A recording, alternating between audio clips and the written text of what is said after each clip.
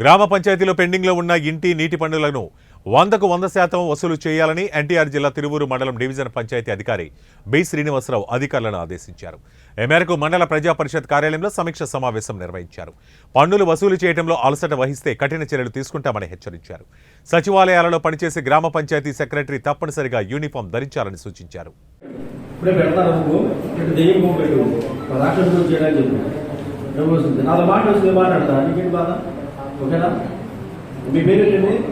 వినోద్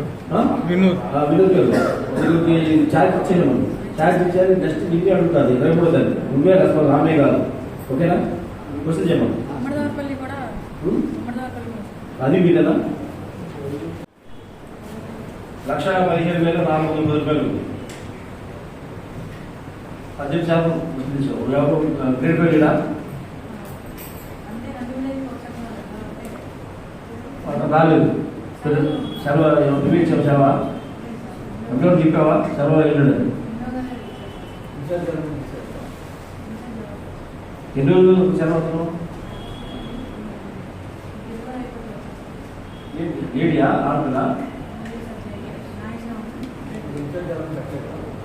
పెట్టాలి కదా ఎవరు